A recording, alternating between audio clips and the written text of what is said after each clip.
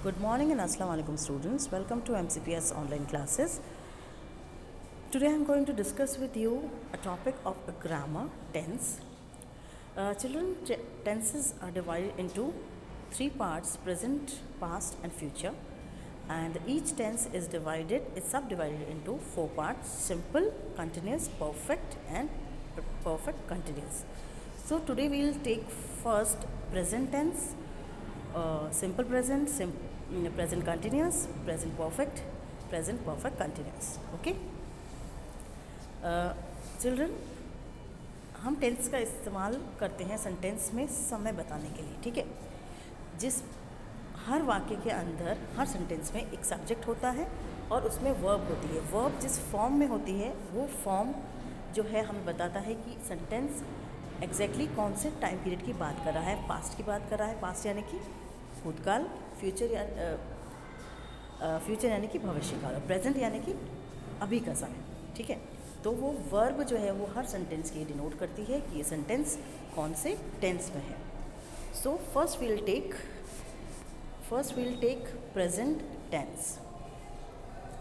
Present tense is used to describe an action, habit or fact that are generally true and occur in present time. Present tense जो होता है वो describe करता है action को, जो कि कोई भी हैबिट हो सकती है, कोई फैक्ट हो सकता है. फैक्ट्स यानी कि जो जनरली ट्रू होते हैं, वो मतलब सही चीज़ें जो होती हैं उसको वो हमेशा प्रेजेंट टेंस में होती हैं. और उसके अलावा वो चीज़ें कहाँ कब की जाती है, अकर इन प्रेजेंट टाइम, मतलब अभी के समय में जो समय चल रहा है उस समय में की जाती है. ठीक है ना. वो कोई हैबिट भी हो सकती है. अभी का स्ट्रक्चर देखते हैं. स्ट्रक्चर में क्या होगा, सबसे पहले आएगा subject, then first form of the verb, then object. Let's see the example. I walk to work every morning. Then second example है Anna visits the town every weekend. ठीक है. I walk to work every morning मतलब मैं अपने काम पर पैदल हर सुबह जाता हूँ. ठीक है. Anna visits the town every weekend. हर वीकेंड पर अन्ना जो है वो टाउन का विज़िट करता है. ये उसकी हैबिट है, ये जो भी है उसका रोज़ाना का एक्शन है. She works as a teacher in the school. वह एक अध्यापिका के रूप में एक स्कूल में काम करती है. ठीक है. तो ये करती है, जाता है, आता है, ये जो भी सेंटेंस है ये सिंपल प्रेजेंट टेंस को डिनोट करते हैं और इसमें वर्ब का फर्स्ट फॉर्म यूज़ किया गया है. देन हमें ये देखना है कि कुछ वाक्य में हमने, कुछ सेंटेंसेस में हमने एस लगाया है, कुछ सेंटेंसेस के वर्ब में हमने एस नहीं लगाया है. ऐसा क्यों हुआ है? देखिए, ये होता है, ये डिपेंड करता है हमारे सब्जेक्ट, सेंटेंस के सब्जेक्ट के ऊपर. सब्जेक्ट अगर आई, यू, वी और दे हैं तो हम हमेशा ही वर्ब के आगे एस नहीं लगाएंगे. ओके. और अगर सब्जेक्ट हमारा ही, शी, इट या कोई भी नेम है, किसी पर्सन का नेम, तो हम जो भी वर्ब का फर्स्ट फॉर्म यूज़ करेंगे उसमें हम लगाएंगे एस. ठीक है. बेसिकली प्लूरल सब्जेक्ट के साथ में एस वर्ब में नहीं लगता है और सिंगुलर सब्जेक्ट के साथ में, वर्ब के साथ में एस लगाया जाता है. ठीक है. Okay. Next is present perfect tense.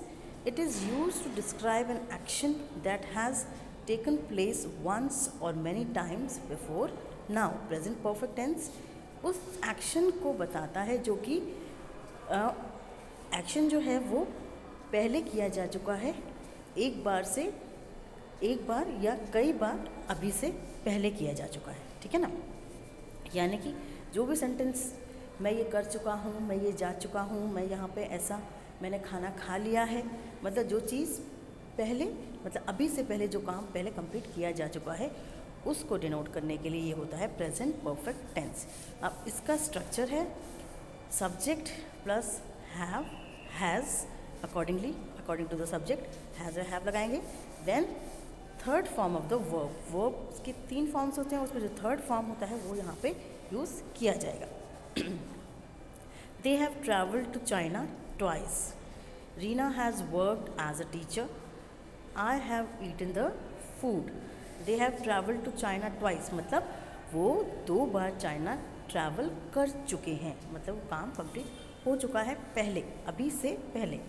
Reena has worked as a teacher, Reena जो है वो टीचर के रूप में कार्य कर चुकी है। I have eaten the food, मैंने खाना खा लिया है। ठीक है, तो ये एक्शन कंप्लीट हो चुका है अभी से पहले, मतलब प्रेजेंट टाइम से पहले ये एक्शन एक बार या दो बार या जितनी भी बार ये रिपीट किया जा चुका है, मतलब पहले ये एक्शन कंप्लीट कर चुके हैं। तो उसके लिए जो है ये प्रेजेंट परफेक्ट टेंस का स्ट्रक्चर ये होता है, और इस तरीके से ये इसको सेंटेंस में हम यूज़ करते हैं। अब हैज़ और हैव कहाँ पे लगाया जाता है? देखिए, आई, वी, यू और दे के साथ हमेशा हैव आता है। ही, शी, इट के साथ या कोई भी नेम अगर हो तो उसके साथ हमेशा आता है हैज़। में बेसिकली प्लूरल सब्जेक्ट के साथ में हैव एंड सिंगुलर सब्जेक्ट के साथ में या किसी नेम के साथ में हमेशा हैज़ आता है। Okay,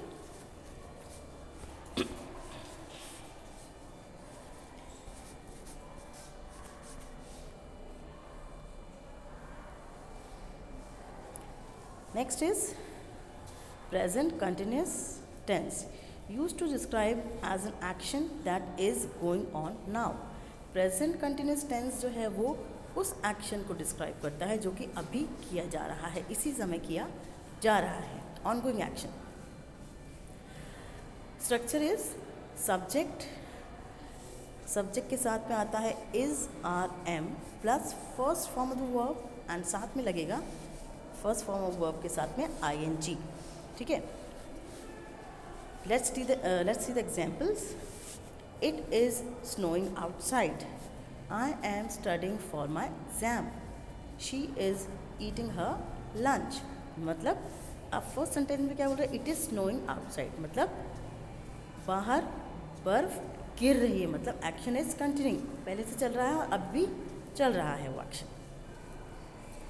I am studying for my exam, मैं अपने एग्ज़ाम के लिए अभी पढ़ रहा हूँ। इस समय क्या हो रहा है? वो जो भी है बच्चा या जो भी वो अभी एग्ज़ाम के लिए अपने एग्ज़ाम के लिए पढ़ रहा है। She is eating her lunch, अभी इसी समय वो क्या कर रही है? अपना लंच खा रही है, मतलब जो भी काम चल रहा है इस समय उसके लिए हम प्रेजेंट कंटिन्यूअस टेंस का इस्तेमाल करते हैं। ओके,